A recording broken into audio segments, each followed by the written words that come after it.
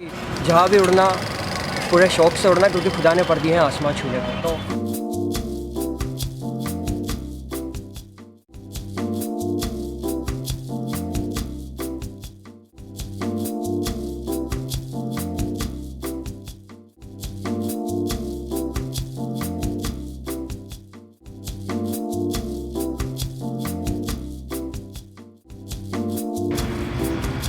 Next question, please. I am Yash Gupta and I am business analyst at Accenture.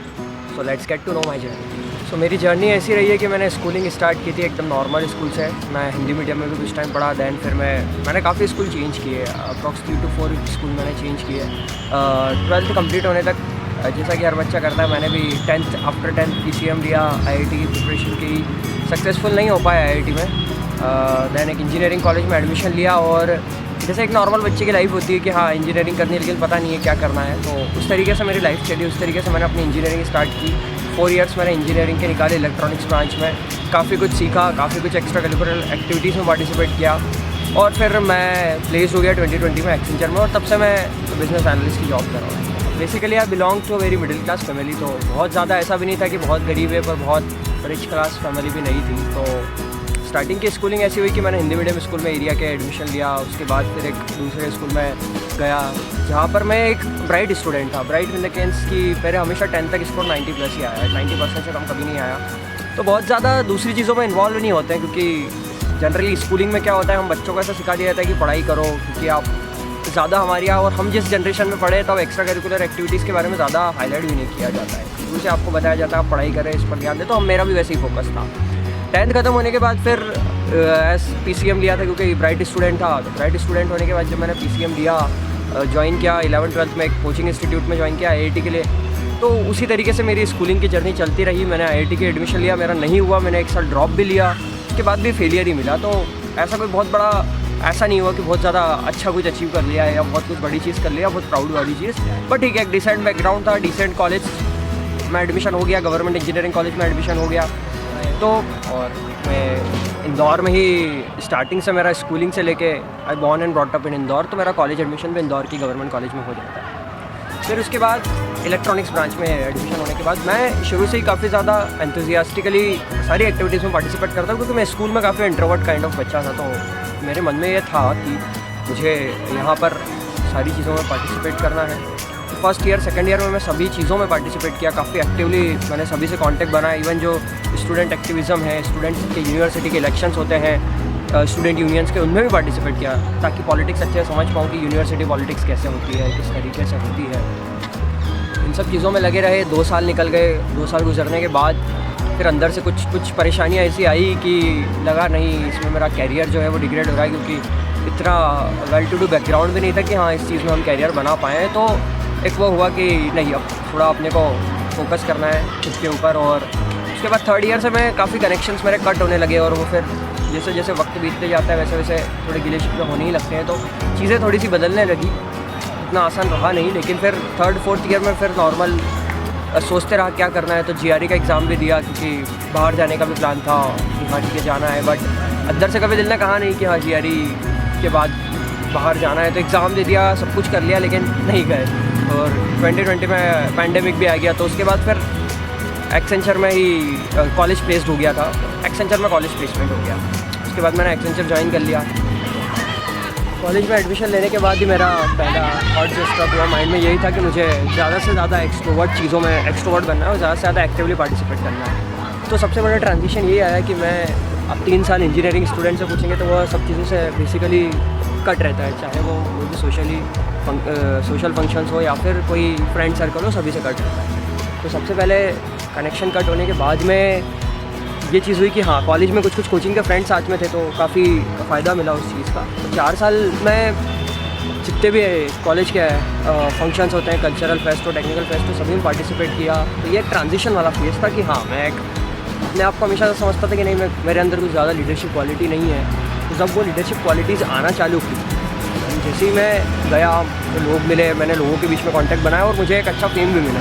तो उससे leadership qualities आना चालू हुई और फिर वही चीज़ चलते रही। फिर उसके बाद मेरा ट्रांजिशन आया एक कि मैं इंट्रोवर्ट हो गया। जब मुझे लगा कि नहीं यार सेल्फ पे ध्यान देना है खुद पर, तो थर्ड ईयर में जाकर फिर वही इंट्रोवर्ट वाली क्वालिटीज़ आना चालू हुई। तो एक ट्रांजिशन ईयर रहा कि पहले मैंने काफ़ी ज़्यादा अपने आप को एक्सप्लोर किया, उसके बाद वापस से काफ़ी ज़्यादा कॉम्पैक्ट किया। तो ये एक ट्रांजिशन वाला फेज़ चलते रहा कॉलेज में, और काफ़ी नई चीज़ें सीखी। मैं हमेशा कहता हूँ कि कभी भी रिग्रेट नहीं करना चाहिए किसी भी चीज़ का, क्योंकि आप हो सकता है कुछ चीज़ पाने के चक्कर में कुछ चीज़ खो जाओ। तो मेरा एक बहुत ही प्रसिद्ध शेर है कि जहाँ भी उड़ना पूरे शौक़ से उड़ना, क्योंकि खुदा ने पढ़ दिए हैं आसमां छूने को। तो यही मेरा कोशिश रही है कि हम पूरी ताकत से उड़े और पूरी मेहनत से जो चाहें वो करने की कोशिश करें। हो सकता है वो नहीं भी मिले चीज़, तो वही चीज़ करते हुए मैंने इंजीनियरिंग से सीखा। बाकी ज़्यादा कुछ मैं सीख नहीं पाया, क्योंकि इंजीनियरिंग में मैंने बहुत ज़्यादा कुछ फोकस नहीं किया सीधे सीखने पे या पढ़ने पर। दिसंबर 2020 में मेरा एक्सेंचर का जर्नी स्टार्ट हुआ। उसके बाद से मैंने स्टार्टिंग में मुझे क्वालिटी एनालिस्ट रोल मिला। तो क्वालिटी एनालिस्ट रोल थोड़ा सा ईजी टू गो रोल रहता है स्टार्टिंग में। लीड्स काफ़ी सपोर्टिव थे, कलीग्स तो बहुत ही अच्छे थे, उनके साथ काफ़ी अच्छा बॉन्ड भी बना, और वर्क फ्रॉम होम था पूरे टाइम तक। तो जो भी वर्चुअल कनेक्शंस होते थे उन्हीं पे हमें एक दूसरे पर रिलाई करना पड़ता था। तो काफ़ी सपोर्ट रहा। तो मेरा शुरू से ये रहा है कि मैं हमेशा कुछ नया ट्राई करना चाहता हूँ। तो 1 साल कंप्लीट होते ही मैंने बिज़नेस एनालिस्ट रोल में ट्रांजिशन ले लिया, और वहाँ थोड़ी सी डिफ़िकल्टीज़ आई, क्योंकि वहाँ पर लीड बहुत ज़्यादा सपोर्टिव नहीं थे। वर्कलोड काफ़ी ज़्यादा होता है एज ए बिज़नेस एनालिस्ट आपको कभी कभी, क्योंकि क्लाइंट को हैंडल करना, प्रॉब्लम्स के सॉल्यूशन प्रोवाइड करना थोड़ा सा डिफ़िकल्ट होता है उस केस में। बट ठीक है, आपको हमेशा चैलेंजेस तो फेस करने ही होंगे। तो बहुत ज़्यादा लो टाइम में भी आपको अपने आप पे हार्ड होने की ज़रूरत नहीं है। मेरी थोड़ी सी क्वालिटी रही है कि मैं थोड़ा सा लो हो जाता हूँ और कभी एक्साइटेड भी हो जाता हूँ, लेकिन बैलेंस बहुत ज़रूरी है। बैलेंस ऑफ लाइफ काफ़ी ज़रूरी है। तो इस तरीके से अभी तक की मेरी एक्सेंचर की जर्नी चली है। 2.5 ईयर्स हुआ है, तो बहुत ज़्यादा तो कुछ ऐसा एक्साइटिंग या बहुत ज़्यादा डिमोरलाइजिंग भी नहीं हुआ है थैंकफुली। बट जो जर्नी चल रही है उसमें यही है कि आप नई चीज़ें सीखो, नए लोगों से कांटेक्ट बनाओ, और आगे क्या करता है हमेशा आप वही वर्क एनवायरनमेंट को काफ़ी फोकस दो, क्योंकि अगर आप अच्छा फील नहीं कर रहे हो आसपास के सराउंडिंग में, तो आप अपना 100% दे भी नहीं पाओगे। तो कॉर्पोरेट इंडस्ट्री की बात करूँ या किसी भी वर्क कल्चर की बात करूँ, तो बहुत ज़्यादा ज़रूरी होती है ये सब चीज़ें। अगर आप इन चीज़ों से डील नहीं करना जानते तो आपके लिए एक डिफ़िकल्ट चीज़ हो सकती है। तो इस तरीके से मेरी कॉर्पोरेट जर्नी चली है। एक्सेंचर कंपेनियन हो, आपकी फैमिली हो, आपके फ्रेंड्स हो, ये आपकी लाइफ में बहुत इंपॉर्टेंट पार्ट रहते हैं। ये आपकी पर्सनालिटी को एक तरह से बिल्ड करते हैं कि आप क्या हो, आपका कैरेक्टरिस्टिक क्या है। तो मैं हमेशा ये चाहूँगा कि आप काफ़ी ज़्यादा इंपॉर्टेंस दें अपनी रिलेशनशिप को, अपने फ्रेंडशिप को, अपने दोस्तों को, सभी को, फैमिली को।